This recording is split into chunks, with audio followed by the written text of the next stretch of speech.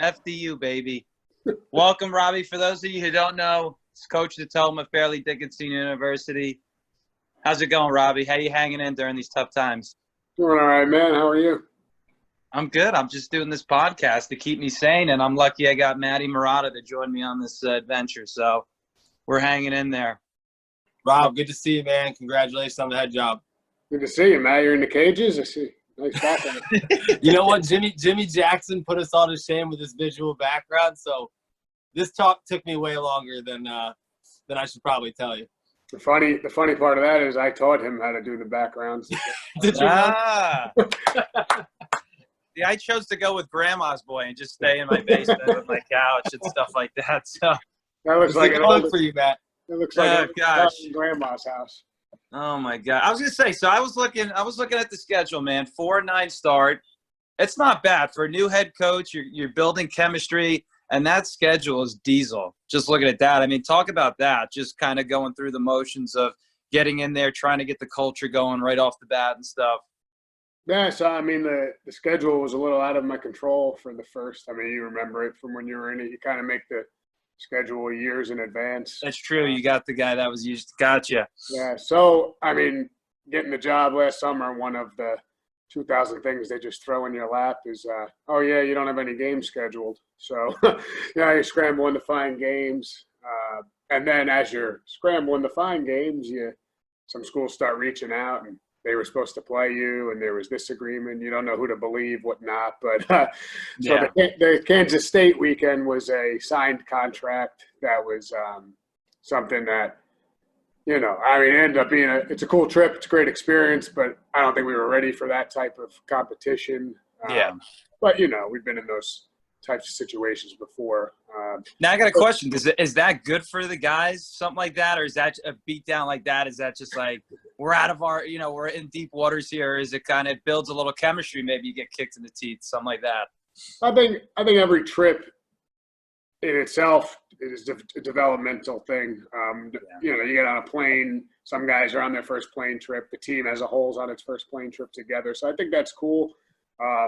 I've been a lot of places, but I've never been to Kansas in my life, so that was a first experience. So, I mean, definitely life experience-wise, it's good, but depending where you are with your program, I've never – and every coach differs on this, but I don't think getting pounded in 3 games is beneficial in any regard except you can empty the bench, you can get everybody in the game. That's good, true.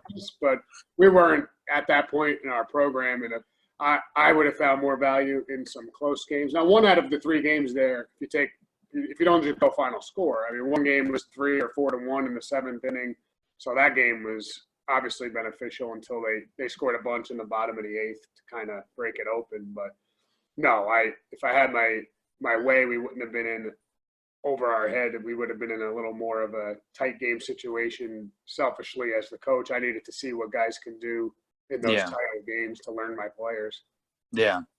And how big was it to get that first W at home? And that was the first one of the season too, right? Yeah, we were right, like 13-1. Yeah, we were so back in the fall, I put on the schedule to open February 19th at home just to get facilities moving, get the field ready. You guys know how it is. If the first game on your schedule at home is not till March 12th, nobody really pays attention to your team till March 11th to start getting the season rolling. So. And everybody told me I was crazy. There's going to be snow on the field. And it was your typical 45-degree February day. I mean, the spring has been, ironically, probably the best weather spring in a long time where nobody's playing baseball. But it was good, man. It was, we played St. Peter's. Both schools were in a similar situation.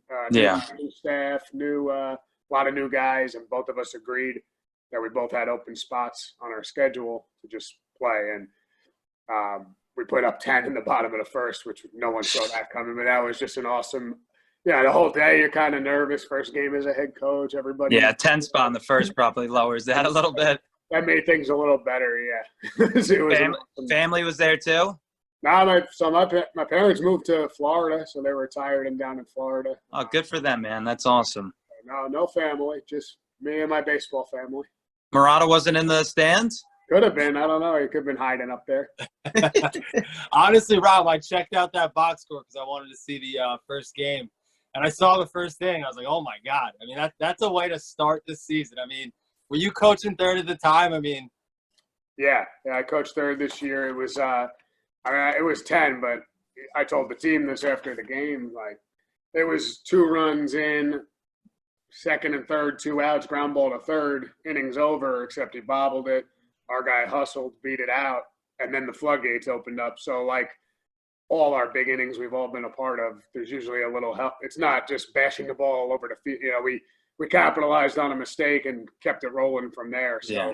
You know, I mean, like you said, you know, your guy was hustling out of the box. And I think, you know, for a lot of these young kids out there, you know, grounding out in a situation where you're upset, you know, you can't control that. You know, that's over your control. So, you know, what you can control is hustling. So, you know, maybe if he's dogging it out of the box, maybe you're out of that inning and it's a different game. So, you know, it's good to see guys get rewarded for stuff like that.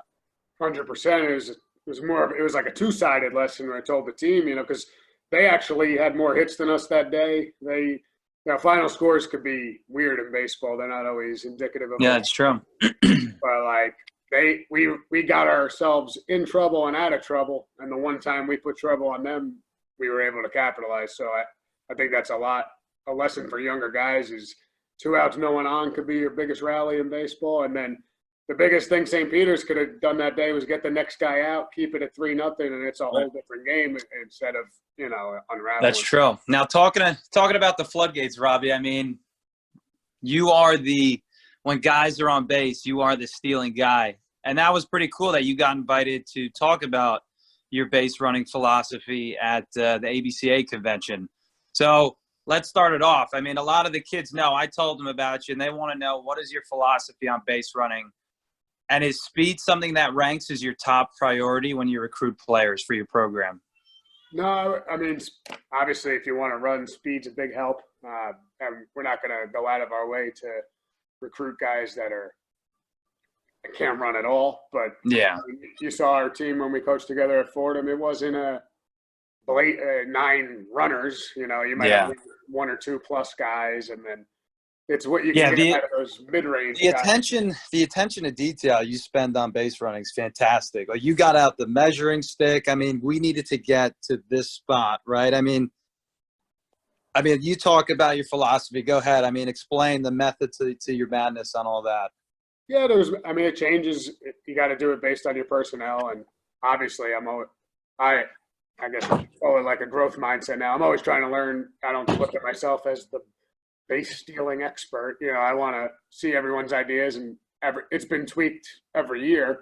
But the overall philosophy is just, it's about applying pressure. So we constantly want to be applying pressure. The reason it started at Fordham is some of those teams we were competing against in the Atlantic 10, they were able to get a more polished offensive player.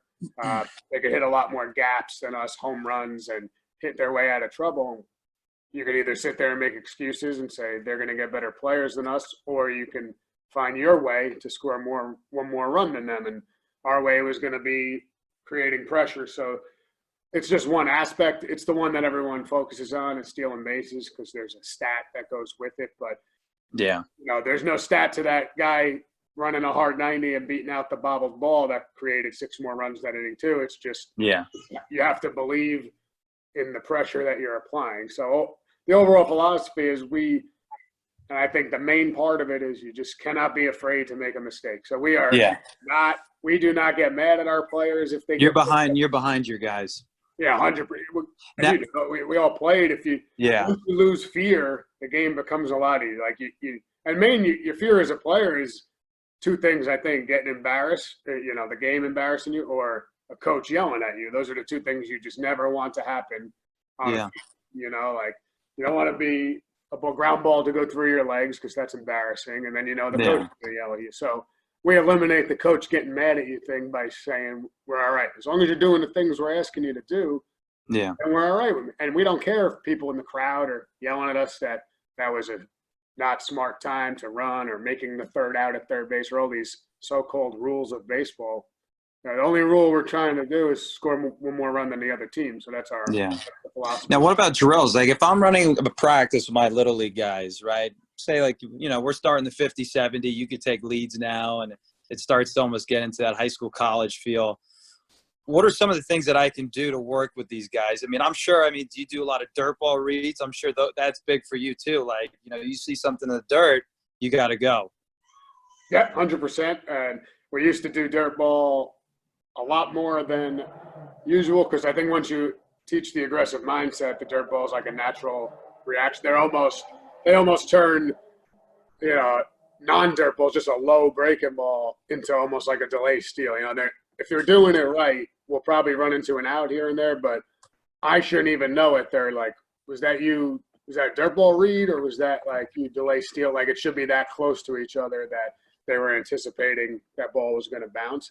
But I think the main thing, and college guys overlook it, you got to teach getting off the base and getting back to the base, the basic fundamentals of leads, because go watch a high school game, summer ball, and the first 3 steps of a lead are just like a joke, like they're athletic, walking off the base because they see it on TV, where in the major leagues, that's a minuscule to zero part of the game is leads and base running. Until, what I always find ironic is until you watch the playoffs or games that matter to those players. Now guys are taking dirt ball. Aggressive base running. You start, and that's why if anything comes out of this, if there's a shortened baseball season, like 80 games, you might see guys play the game as hard as you can play it for 80 Could be a good thing. Be a pretty cool thing. But I got a question for Maddie, actually. I got a question for Murata. As a pitcher now, how does that affect your mindset on the mound, knowing that if you're going up against a coach like DiToma, knowing that he's going to run, does that apply a lot more pressure to you now? Well, I think it's huge because everything Rob is saying is, having more of a main focus on base running. Too many times we get on base, we're not looking for a 1-2 breaking ball. We're not seeing his out pitch. And a lot of the times, come playoff time, you're going to get that guy with a hard slider, a good out pitch. So, if when he's throwing that pitch, that's a better pitch to run on. So, maybe it makes him think about throwing a fastball to your 4-hitter, in a spot instead of spinning a breaking ball because he thinks you're going to advance. So I just think that, the mentality of base running is everything. And, I just love how much importance Rob, puts into it because, it's the truth. I used to tell my guys at Felician, we call it special teams, because I just felt like there was I love that. lack of respect, and in football, it's just like baseball. You can win or lose a game on special teams. So, like, they loved it. They got fired up about it. But, it just forces them to understand, hey, if I get walked when I'm on that base, I'm always anticipating. I'm always looking for something. And, I think what Rob said is great. You guys stole all those bases at Fordham, and it's not like you guys, had to recruit that team. You kind of taught them and, made them understand the mentality. And, like Rob's saying, being a heads-up baseball player or you just making it a main focus, can help you big time. Yeah. No, that's awesome. That's awesome. And to go back to Robbie now, since we're talking about players and stuff, here's the second question. What resources do you use the most to recruit your players? There's so much online now with Perfect Game and PBR.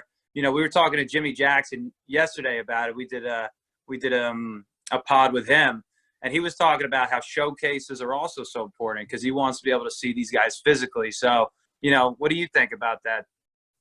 Yeah, my own eyes and my staff's eyes are what we trust the most, obviously, but you don't have enough time, and there's just so many players, and the world has really shrunk. They're kind of spread all over the country now, and 25 years ago, I don't think kids from the Midwest or California or Florida were considering FDUs and Fordhams and they are now. Like, the world has really opened up. People are open to more options, so that's good. Yeah.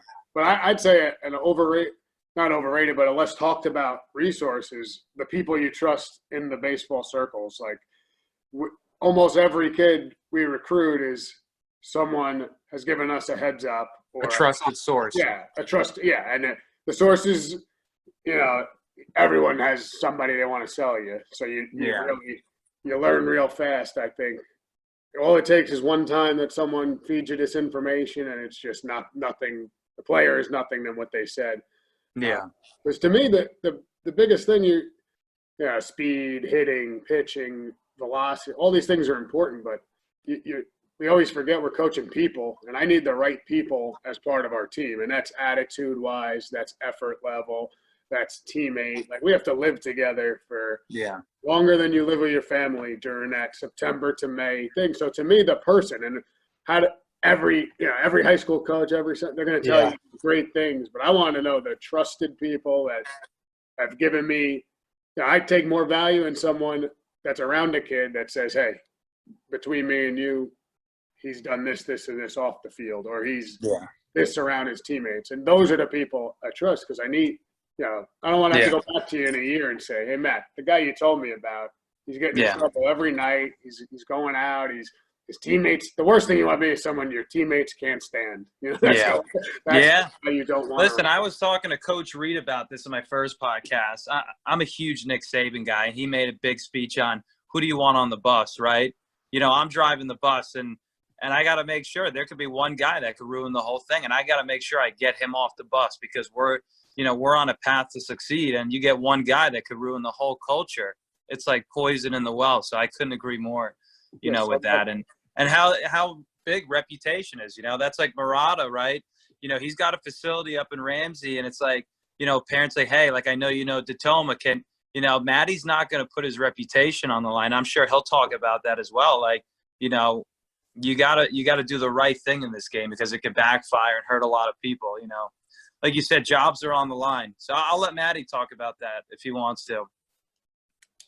Yeah, I mean, that's probably the biggest thing that I think, people don't realize, just, doing it and, watching what guys like Rob do every day. They really don't understand the baseball side. They think it's, a practice and that's it, and there's so much more into it. But I think the biggest thing is, if I'm one of the best players in New Jersey, on my high school team, I think I could play at FDU. And, like Rob's going to tell you, they're recruiting nationally. He's going to take that program to the next level. And, like he's already kind of shown, that mentality that he's, instituting there is everything. He's looking for character guys. So, if you're going to, want to get in front of a coach, camp is a great route. You're going to be in front of all the coaches. They see you right there. You get to see the facility selfishly. You get a feel for how they coach. So, if you're a player in New Jersey, understand the recruiting process. It is not that easy to play Division I baseball. It is a huge commitment, as far as Rob could tell you. I mean, Rob, do you want to just kind of talk about, a day at FDU and, what type of commitment it really is to play Division I baseball? Because I feel like, that's something that kids really don't understand. They say, hey, I want to play Division I baseball, but might not understand it. Yeah, totally. And it's definitely understandable, because, think back to when we were in high school. Everyone tells you how hard high school ball is before you get there. Now, so you just think this is just going to be like everyone else said. It was hard, but it's going to be easy to me because I'm really good, or I'm this or that. It is definitely a full-time job. It's a full-time job on top of being a full-time student. They don't let you take just 2 classes and be a part-time student. You have to be enrolled as a 12 credits minimum full-time student. So that's hard in and of itself. Think of how many people that have kids that went to college that struggled, and they didn't play a sport. So think about the time consumption just to be successful in academically. But you're going to get up, and depending on where you are, like, I've coached at a lot of different schools and a lot of different schedules, and sometimes lift is the first thing 3 days a week at 6 a.m. Sometimes practice is at 7 a.m. Sometimes you don't do anything baseball till 4 o'clock, and now you got, all it means is if you don't have practice or lift in the morning, that means you're registered for the earliest classes in the morning, because the schools only offer so many time slots. So you're either practicing lifting at 8 o'clock, or you're at class at 8 o'clock in the morning, 3 out of the 5 days a week, or whatever it is. And basically, you're not stopping until 6, 7, 8 at night. You guys all know how it is, and that's fall when the weather's good. If you're in the Northeast, your winter practice schedule could be when the gym's available, which is after basketball or in the morning before other sports. So you're always going to be odd hours. That's why you always room with another baseball player, because you're just not on a normal schedule. But I would say for every team I've been around and coached, it's 3 days a week of strength and conditioning for 1 hour, minimum 3, sometimes 4. It's class every day, obviously, Monday through Friday, usually 15 credits per semester, if you want to graduate on time. So that's just normal. There's mostly everywhere I've been's had study hall, which, you know, as a freshman has always been mandatory. If you maintain a certain GPA, you're out. But that's at FDU, they're mandated 4 hours a week. Some guys 6, some guys 5. It depends on where you are academically.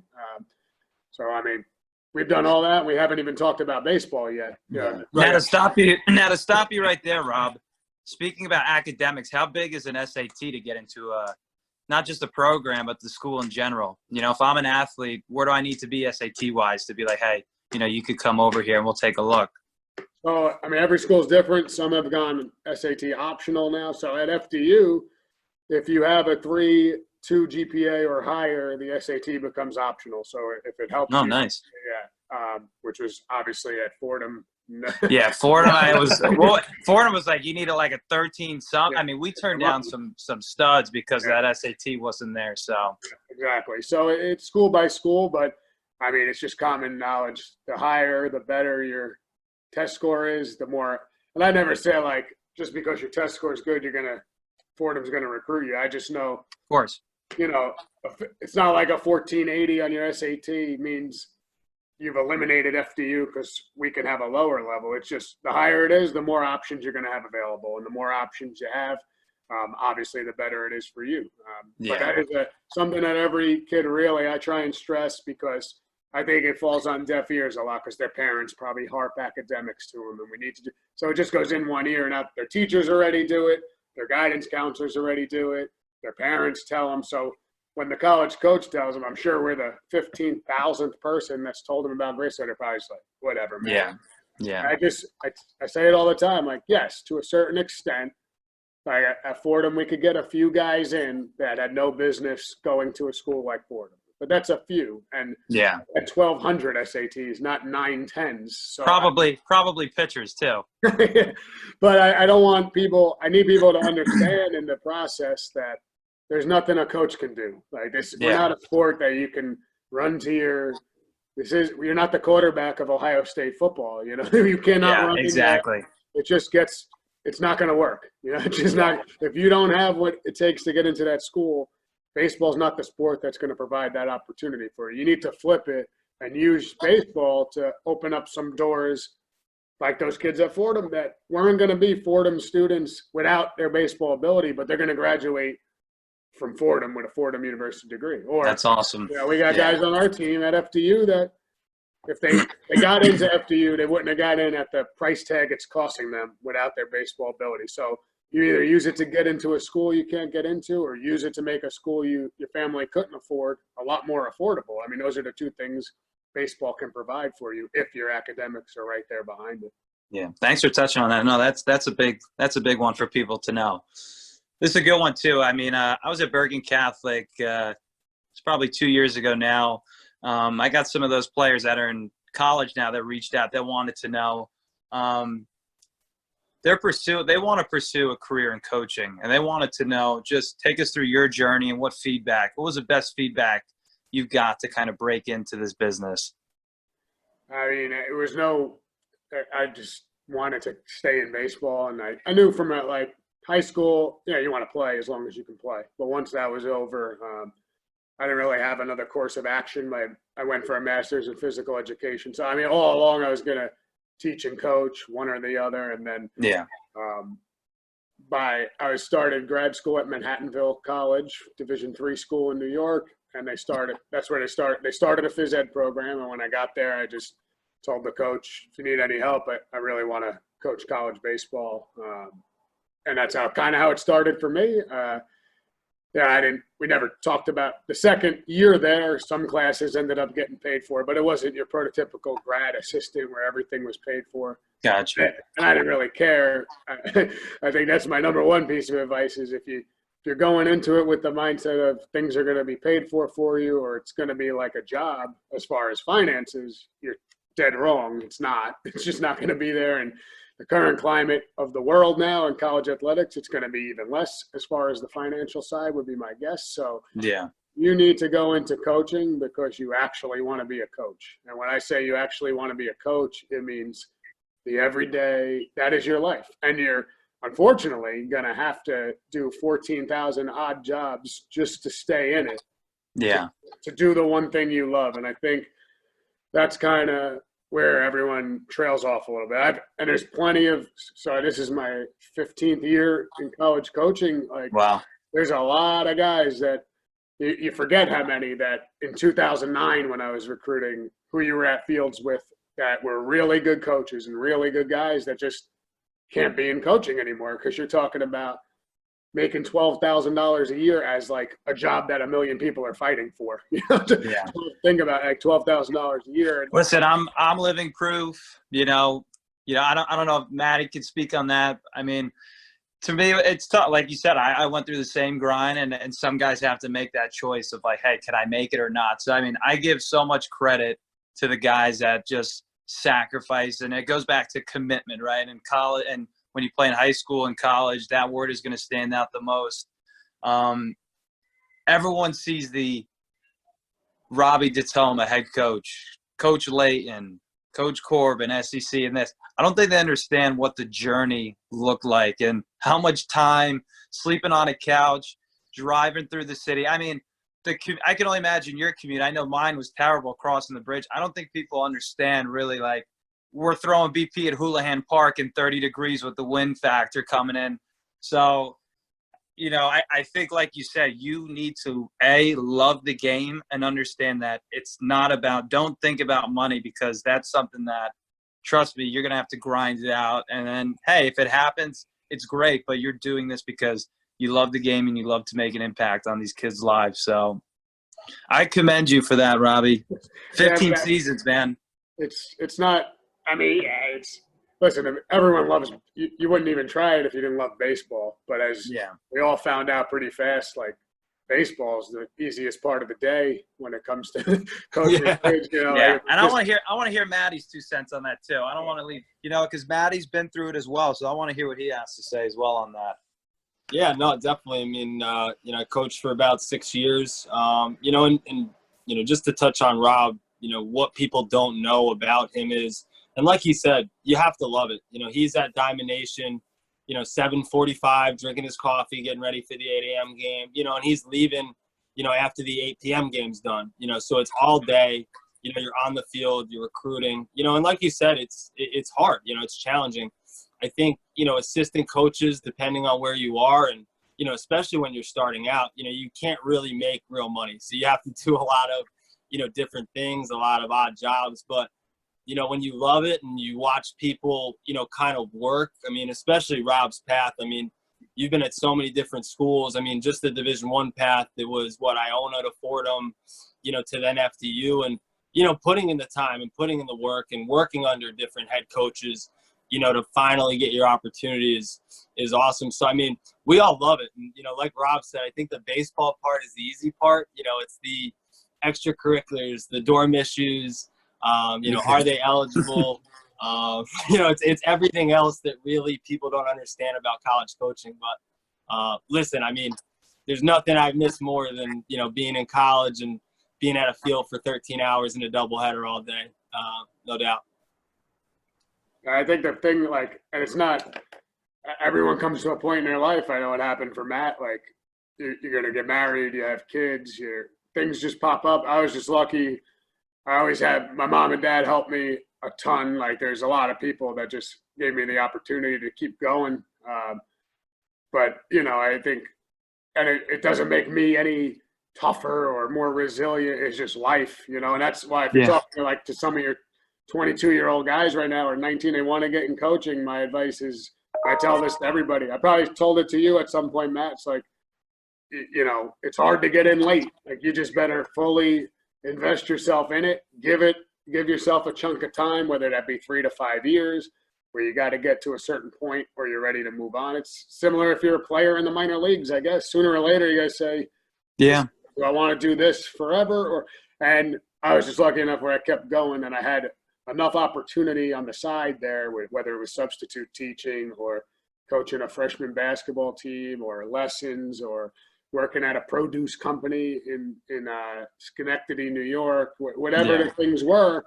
And trust me, those things felt like work. Like, they were things you didn't want to do, but that just made getting to the field and getting to the office and doing the baseball stuff that much more of a pleasure to me.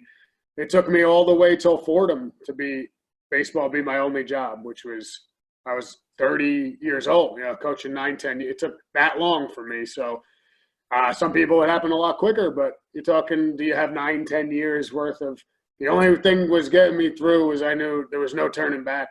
I was going to keep going. And that's what made playing a night game as an Iona coach at Fordham that ended at 11 o'clock on the road, drive back up, living at my parents at 28 years old in Cortland Manor, New York, drive an hour back north and be at 6:45 a.m. at Lakeland High School to substitute teach the next morning. That was the only thing keeping me going, was to stay in the game of baseball. That's how passionate I think. Everybody's journey will be different, but that's awesome. That's the passion level it takes, I think, to coach. And those kids, when you get to the field, it's not their fault that you had to work late the night before or whatever. Like, you owe to them that you owe them your attention and every bit of effort. So yeah, that's what kept me going. Awesome. I love it. Yeah. Anyone listen out there, you want to be successful, go all in. So listen, Maddie's been waiting all day for this. We've been doing it. This is the Murata Moneyball question here. This is his segment. So I'm going to let Maddie take over. This is the last question before we wrap it up. All right, so Rob, we're gonna switch it up. There's 2 questions, one serious, one non. We'll go non-serious first. You just brought it up. What was your favorite part-time odd job during that journey of college baseball? I know we've all had a bunch. Absolute favorite was the freshman basketball coach at my high school for 3 seasons, because Love it. Yes.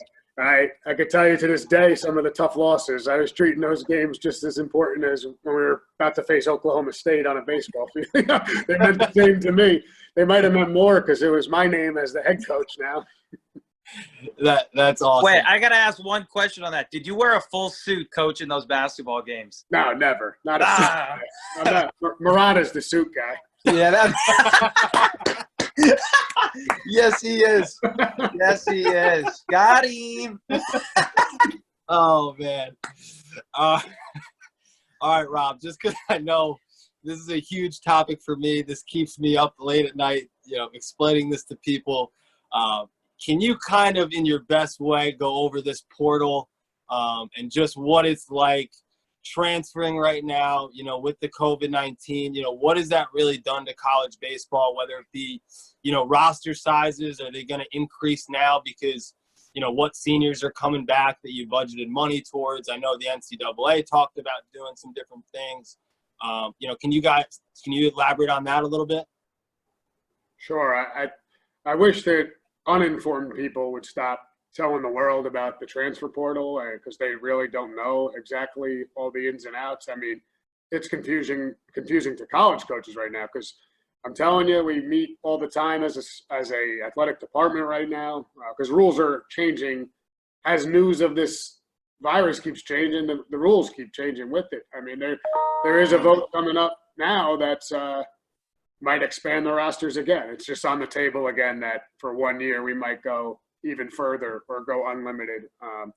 So as far as roster size, I can't tell you. Right now, the roster still has to be 35 players, which it always has been, but you are allowed the additional returning seniors to add above and beyond the 35. So school like ours, we have 2. It's not every senior. It's seniors that were in their last year of eligibility. So you can't have been a red shirt already with 1 more year.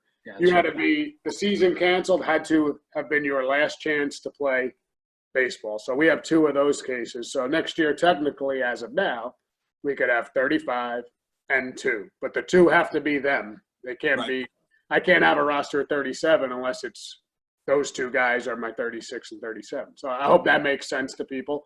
If you have 11 seniors last year, your roster could be 46 people next year if – all 11 come back. And we all know that's not going to happen. Guys have jobs. Guys move on. The heartbreaking part of it is it's a school-by-school thing as far as who's going to have money available for their kids to come back. At our school, it's been told to us, unfortunately, we don't have additional money. So for me to bring my seniors back, I got to fit them into our original scholarship plan. Luckily, both of our guys are really gung-ho about they want to play, so that we're going to make it work however we can make it work with an agreement of I'm going to help them as best I can, but we're also not going to stop recruiting so we could put the best product on the field for them to have their one last run. But not, at my prior school, Fordham, team that won the championship, a lot of those guys are seniors that have pretty good jobs lined. It's definitely a different boat for Coach Layton right now, and he's doing whatever he can for each case. But so that's case by case. But as far as the portal, anyone who's been in coaching the last year and a half, this isn't really new. It's just it's getting reported on a lot more. There are always, since they invented the portal for baseball, there have been, it's a little excessive right now because some schools are closing down and every single graduate now has an opportunity. So there's more of those fifth-year guys in there. But for people to be blinded like this didn't happen before, I think that's the hidden kind of underworld of recruiting, is people don't realize that this goes on a lot. And you'll see, I'm not going to call out schools, but you're going to see a lot of the same universities, usually with some big names, that have similar amounts of people in that portal every year. And my fear for players right now is that the coaches who want to can really just use this virus as an excuse to really load up and not worry about what happens to the kid. But the portal, transferring is going to be hard. It always is. So, that's why doing your research in the process. And when I say research, I mean digging deep. All this info's out there for you if you really want to find it. Or you can use resources of people like you guys who have connections to college coaches. And I'm sure you could be honest with players when you tell them, I would hope you'd be honest and give them any information you have. Hey, and it's not bad-mouthing a program to tell facts about a school. Hey, we've sent guys to this school, and some of them don't make the team. We've sent guys here, and he's one of 7 shortstops they've brought in the same year. Most years, everyone has to have 35 people. So if you do the math, you can only bring in, 8 to 10 guys a year, given the math of it. So, and that's what I feel like people don't really get, more of those roster limitations. They think, okay, hey, I could just jump on and it'll be fine. He'll take an extra guy, and it's just not the case. I think it's just educating people on, the roster limitations, and, those are set. There's no going away from them. So I think everyone's just trying to do the best they can. And listen, it's tough for you guys. You're worrying about, our seniors coming back. There's so many different X factors with all this that, I think it's just a waiting game. And, like you said, it's adapting every day. So we just have to, kind of see what happens. Yeah, and you're right. And, and it's hard. Put yourself in a 16, 15-year-old shoes in this dream school that you watch play these huge sporting events on TV is telling you they're telling you you're on the team. Or maybe they're not even telling you that. They're just telling you you're going to have an opportunity. We all think we're really good in our small bubble of a high school town that we play in. We don't know that the rest of the country is playing the same sport with a lot of good athletes.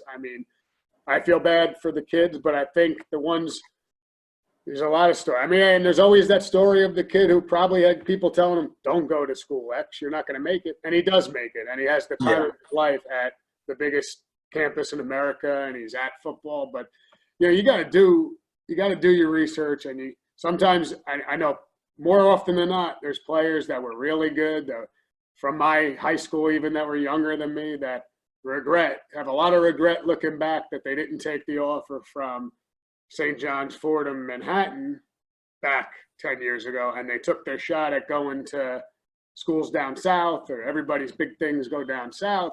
Yeah.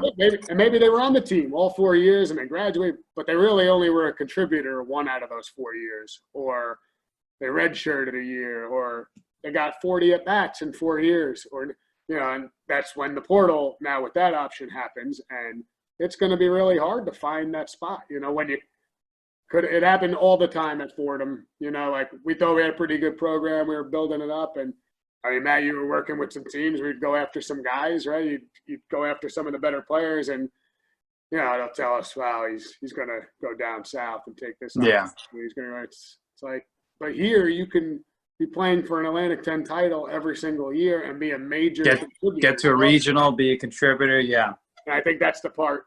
But it's individual. It's what really is important to you, and if I think what I've learned with my experience too, just going through all this with players and coaches and talking, is like, you got to go where there's an opportunity, right? I mean, you know, you look at some guys, they go, like you said, they may be part of something, but they're not really contributing. You know, they got to wait. When you could go somewhere, you could contribute right away, be part of something special. And, you know, that's just my thing on it. I feel bad for those kids though, because the coach who's recruiting them is probably telling them he has the opportunity, right? You know, I don't think that's the thing. Like, that's where you got to use some resources. And I hope the one thing, if anybody ever talks about me in those circles, I hope the thing they say is he's always been brutally honest, you know, like and to a fault. It probably has cost me players I've tried to recruit in the past, but I'm not getting off on that foot where I told you were a starter and then we get to day one and you came here, because if they're telling you you're a starter, they're not telling you the truth. Like, then what are we practicing for? And what do we have 35 people here for if we're not competing for spots every single day that we go out there to the field? Do you have it in your mind who might start? Of course, but let's not practice if we know our team right now and we know who's on the field. So it's hard because they're getting told what they need to hear. Like, coaches aren't dumb. They know what kids want to hear. A lot of these guys have been doing it for 30 years. So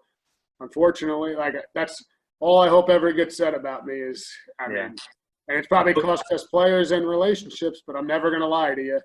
You know, and it might have hurt. Like, you got to have some tough talks with kids and tell them, hey, I can't guarantee you anything next year. And that might put a kid in the portal who actually could have helped you next year, but I can't lie to you. You got to be honest and always let people know where they stand, because that's how I would want. Listen, Robbie, that's A, why we love you, and I think that's why Fairleigh Dickinson got you. I think you're going to change the culture, and you know, we only wish you nothing but success. And Maddie and I are definitely going to do a weekend around here to help you build that thing. So we just want to say thank you, man, for coming on with us and taking the time. And, you know, we're going to get this out to as many kids as possible. And I got to throw one more thing in there, because I told Jimmy, it's engraved in my mind. Always said it for them. Chicken farm, you taste so good. That was that year. That's how long ago you were working with us. I love it. That's how you know I've gone off the deep end. Robbie, man, thanks so much, and let's get together. We'll grab dinner and catch up, you and Maddie. Chicken parm, let's do it. Chicken parm, man. Best of luck. All right, guys. We'll see you. Take care.